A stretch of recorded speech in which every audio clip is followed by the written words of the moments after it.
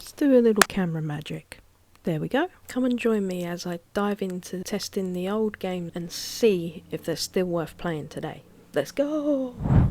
So the Crash Bandicoot series is actually still booming today. There was 20 million copies sold of the Insane trilogy, which is amazing. This is the game that I'm going to play first Crash Bandicoot series. So let's get to it.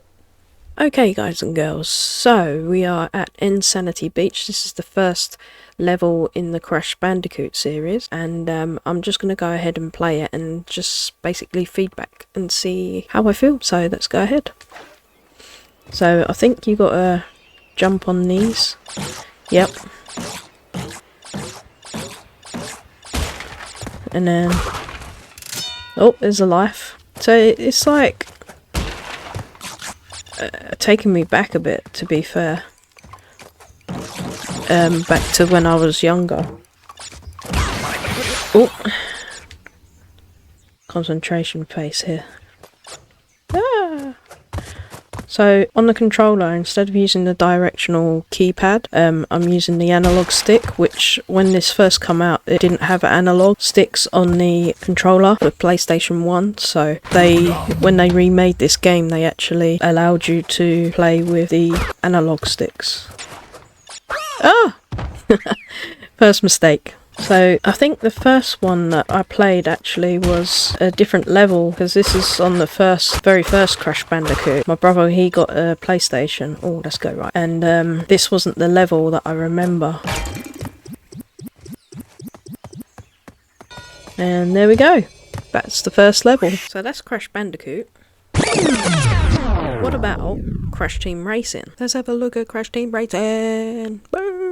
Okay, so we are on the Crash Team Racing game, and this is Nitro Fueled Edition, because I got the Nitro Fueled Edition.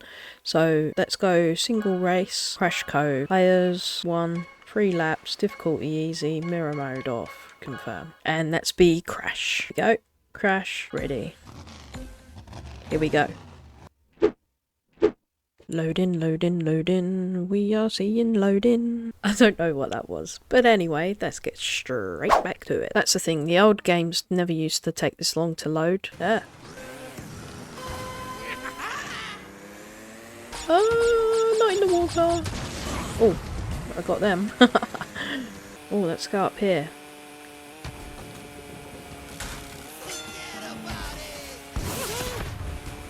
Yeah. Uh-oh. Oh no, I'm lost. Uh-oh.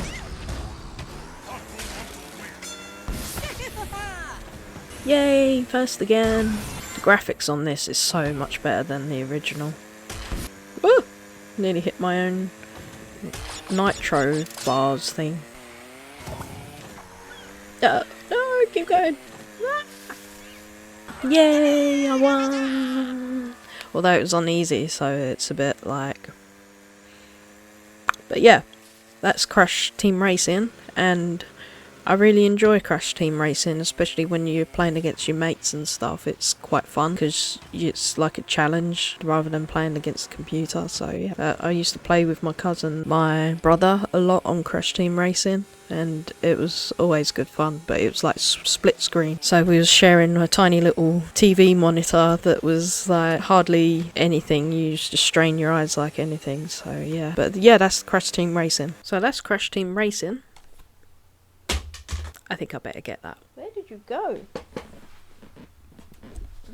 I got it. It's all good. It's all good.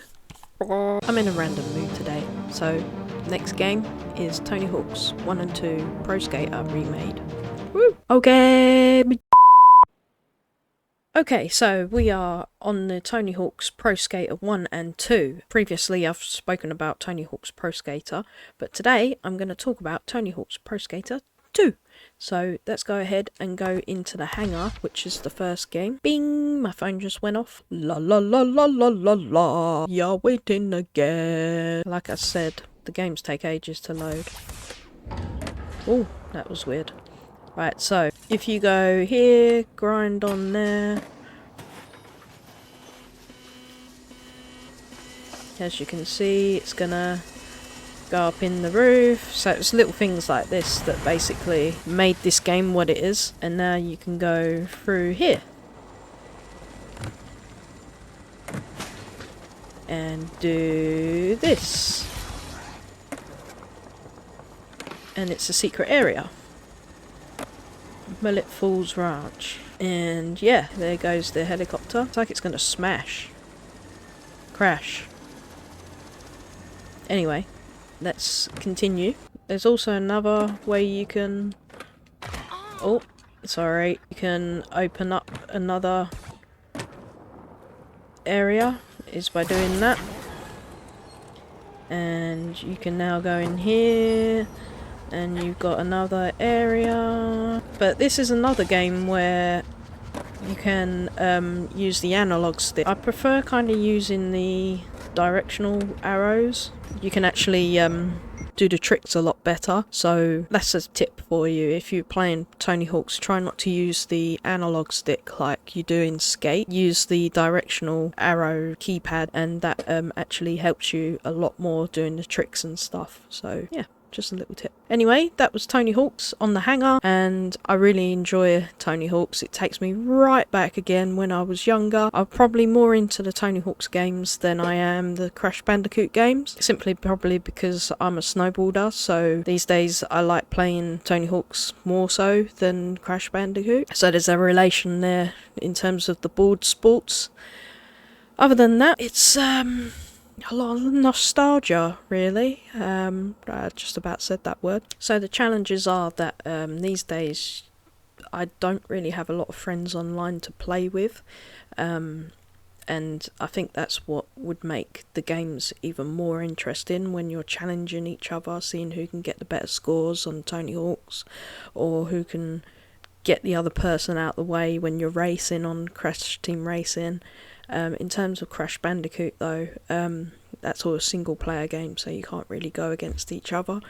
But back then the challenges were so exciting. So yeah, these days it's like you play a lot of single player games, like that's what I find anyway, and the challenge is to unlock stuff and try and progress in them games and that sort of thing, which is still just as exciting, but I find it's a lot of online stuff now, like a lot of online gaming against people, whereas you don't really have that ability to get your mates around as much, especially at my age. A lot of my friends are either working or with their kids or something like that, so it's a difficult thing to try and arrange. Comment below, let me know your retro games that you enjoy playing that goes back. The one on the screen at the moment is Space Invaders. That was quite a cool PC game. There's Pac-Man and things like that that also came out. But yeah, let me know below your retro games that you enjoy. So if you want to see more videos like this one or this one, then consider subscribing for more.